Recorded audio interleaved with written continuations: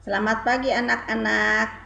Bersyukur pada Tuhan pagi ini kita bisa belajar lagi, kita bisa bertemu walaupun lewat video pembelajaran. Nah, kita patut mengucap syukur kepada Tuhan.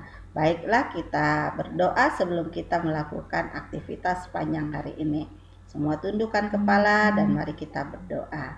Tuhan Yesus yang baik, pagi ini kami kembali lagi datang mengucap syukur. Kami mau belajar Tuhan, kami tahu Engkaulah sumber hikmat kami. Tolonglah kami Tuhan, ketika kami belajar, kami mau fokus di dalam pelajaran kami. Engkau yang memberi hikmat dan kepandaian bagi kami. Terima kasih Tuhan, kami alaskan doa kami. Kami mengucap syukur hanya di dalam nama Tuhan Yesus Kristus. Haleluya. Amin. Anak-anak, pagi ini kita sudah masuk pada tema 4 loh ya.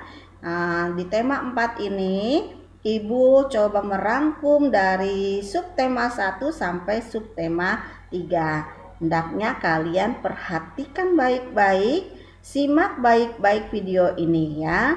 Di tema 4 ini kita belajar tentang sehat itu penting. Nah, sehat itu penting. Nah, sehat di dalam tubuh yang sehat terdapat jiwa yang sehat ya. Jadi kita harus merawat tubuh kita, memelihara organ-organ penting dalam tubuh kita agar kita tetap sehat dan dapat melakukan segala aktivitas kita. Di subtema 1 judulnya adalah peredaran darahku sehat. Nah, anak-anak perlu ketahui tubuh manusia terdiri dari lebih 5 liter darah. Setiap tetesnya sangat dibutuhkan dalam sistem peredaran darah karena berfungsi untuk membantu metabolisme. Sistem peredaran darahnya manusia masuk dalam sistem peredaran darah tertutup karena berada di dalam pembuluh. Selain itu, pada manusia terjadi peredaran darah ganda, yaitu peredaran darah panjang atau besar dan peredaran darah kecil atau pendek. Alat-alat peredaran darah atau organ peredaran darah pada manusia terdiri dari darah, jantung, dan pembuluh darah. Darah merupakan cairan di dalam tubuh yang berfungsi satu sebagai alat pengangkut sari-sari makanan dan oksigen atau O2 ke seluruh tubuh dan sisa-sisa metabolisme ke alat ekskresi. Kedua, menjaga agar suhu tubuh tetap. Ketiga, mengedarkan air. Selain mengedarkan air, makanan juga air yang berfungsi untuk reaksi enzimatis atau untuk menjaga tekanan osmosis tubuh. Yang keempat, yaitu mengedarkan getah bening. Kelima, menghindari tubuh dari infeksi karena membentuk antibodi berupa sel darah putih dan sel darah pembeku. Yang keenam, yaitu mengatur keseimbangan asam basa atau Hb. Alat peredaran darah yang kedua yaitu jantung manusia. Jantung adalah organ tubuh yang berfungsi untuk memompa darah ke seluruh tubuh. Jantung manusia terletak di dalam rongga dada sebelah kiri. Ukuran jantung orang dewasa kira-kira sebesar kepalan tangan. Jantung memompa darah dengan cara berkontraksi dan berelaksasi serta secara bergantian sehingga jantung berdenyut, mengembang dan mengempis. Ini contoh gambar jantung kita, jantung manusia. Lalu kita perlu tahu bahwa pada kondisi normal jantung orang dewasa berdenyut 70 kali dalam 1 menit. Kecepatan jantung dipengaruhi oleh usia, jenis kelamin, tingkat aktivitas, dan kondisi kesehatan. Alat yang digunakan untuk mengukur kecepatan jantung adalah elektrokardiograf. Jantung manusia terdiri atas 4 ruang, yaitu serambi kiri, serambi kanan, bilik kiri, dan bilik kanan. Masing-masing bagian dihubungkan dengan sekat yang disebut katup jantung. Nah, sekarang selanjutnya kita belajar tentang peredaran darah. Tadi sudah disampaikan bahwa peredaran darah manusia itu terdiri dari dua macam, yaitu peredaran darah besar dan peredaran darah kecil. Skemanya ada di sebelah kiri, kalian bisa lihat skemanya.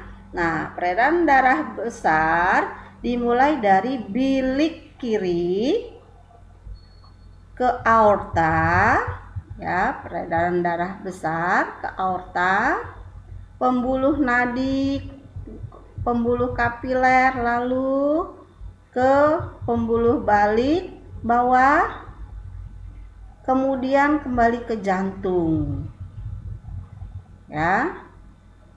Nah, jantung ke serambi kanan. Jadi dia dari bawah ke atas, terus putar lagi, masuk lagi ke serambi kanan, dan seterusnya seperti itu. Nah, sedangkan pembuluh darah kecil yaitu dimulai dari jantung bilik sebelah kanan. Yang ini yang biru, gambarnya biru. Pembuluh nadi ke paru-paru, terus ke pembuluh balik paru-paru, kemudian kembali lagi ke jantung ke serambi kiri. Jantung ada dua bagian, yaitu serambi dan bilik. Anak-anak, secara singkat peredaran darah kecil itu dari jantung ke paru-paru, kembali lagi ke jantung. Nah, inilah peredaran darah besar dan peredaran darah kecil yang nanti kalian bisa lebih lanjut pelajari pada buku LKS kalian. Anak-anak, kita perlu menjaga kesehatan jantung kita, karena jantung itu adalah pusat dari peredaran darah manusia. Anak-anak, di dalam bagian yang lain, dalam sistem peredaran darah ada yang disebut pembuluh darah. Pembuluh darah merupakan saluran tempat mengalirnya darah dari jantung ke seluruh tubuh, juga dari seluruh tubuh kembali lagi ke jantung. Berdasarkan arah aliran darahnya, pembuluh darah dibedakan menjadi dua, yaitu pembuluh nadi atau arteri dan pembuluh balik atau vena. Pembuluh nadi atau arteri membawa darah dari jantung ke seluruh tubuh, sedangkan pembuluh balik atau pembuluh vena membawa darah dari seluruh tubuh kembali ke jantung. Pembuluh nadi dan pembuluh balik itu bercabang-cabang. Nah, pembuluh nadi yang besar disebutnya aorta. Cabang pembuluh yang kecil disebut pembuluh kapiler.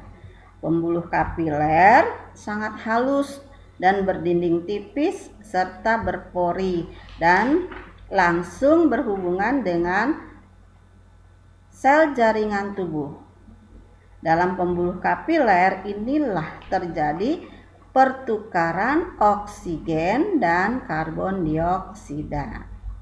Nah, anak-anak, dengan mempelajari bagian-bagian peredaran darah, kita akan mempelajari juga bagian peredaran darah pada manusia. Anak-anak, masih di subtema 1 kita belajar tentang sistem peredaran darah pada hewan. Nah, tidak terlalu rumit pada hewan, hanya dua, yaitu peredaran darah terbuka dan peredaran darah tertutup. Peredaran darah terbuka adalah darah dan cairan lainnya tidak diedarkan melalui pembuluh darah, tetapi kadang darah langsung beredar ke dalam rongga-rongga tubuh dan kembali lagi ke dalam pembuluh. Nah, anak-anak, contohnya peredaran darah terbuka itu terdapat pada hewan siput, belalang, dan juga udang. Nah, sedangkan peredaran darah tertutup yaitu darah mengalir ke seluruh jaringan tubuh melalui pembuluh. Nah, contoh hewannya adalah ikan, katak, dan burung atau unggas, ya, kelompok unggas. Nah, itulah subtema yang ada di subtema 1, ya, materi yang ada di subtema 1. Kita masuk pada subtema 2. Nah, karena kita sudah belajar tentang organ peredaran darah, tentunya kita juga harus belajar tentang ada beberapa gangguan pada peredaran darah, yaitu sakit, darah tinggi, atau hipertensi. Kebalikan dari penyakit darah tinggi, hipertensi adalah hipotensi. Jadi hipertensi itu adalah tekanan darah rendah. Yang ketiga yaitu penyakit leukemia atau kanker darah. Ada juga penyakit gagal jantung. Berikut adalah penyakit jantung koroner. Nah, ini temennya tadi, gagal jantung, jantung koroner, ini temennya nih, ya. Dan juga penyakit anemia, ya. Nah, masing-masing kalian bisa pelajari lebih teliti lagi, lebih jauh lagi, lebih dalam lagi pada LKS. Uraiannya ada di sana, ya. Dibaca, disimak baik-baik, dan dipelajari. Nah, anak-anak, masih di tema subtema 2, yaitu beberapa hal yang dapat mempengaruhi baik tidaknya kerja jantung. Tadi kan kita sudah belajar tentang kerja jantung yang ada peredaran darah besar dan peredaran darah kecil, ya. Nah, anak-anak, secara umum faktor yang mempengaruhi baik tidaknya kerja jantung terbagi dua, secara umum dan secara khusus. Secara umum itu karena faktor genetika atau keturunan. Yang kedua, faktor gaya hidup. Di dalam faktor gaya hidup ini mencakup tentang pola makan, pola kerja, dan pola istirahat. Yang ketiga, faktor dampak penyakit, misalnya karena ada penyakit diabetes dan obesitas, itu mempengaruhi kerja jantung itu sendiri. Nah, kalau secara umum yang mempengaruhi baik tidaknya kerja jantung yaitu mengkonsumsi makanan berlemak. Yang kedua, kebiasaan merokok. 3, mengkonsumsi minuman beralkohol. Yang keempat, mengkonsumsi junk food atau makanan siap saji. Ya, di sini diistilahkan junk food itu adalah sampah. Artinya makanan sebenarnya tidak baik untuk kerja jantung, ya. Berikut yaitu yang kelima, terinfeksi zat kimia beracun. Keenam, kurangnya olahraga. Nah, anak-anak, biasakan kita berolahraga, ya, pagi-pagi supaya jantung kita dapat bekerja dengan baik. Nah, inilah di subtema 2. Mari kita masuk ke subtema 3. Nah, di subtema 3 kita belajar tentang mendiagnosis penyakit jantung, yaitu adanya tes darah. Untuk mengetahui baik tidaknya jantung kita harus lakukan tes darah. Kedua, EKG atau pemeriksaan elektrokardiogram. Yang ketiga, pemeriksaan ekokardiogram. Keempat, yaitu pemeriksaan X-ray. Dan kelima adalah angiografi koroner atau kateterisasi jantung. Kateterisasi jantung.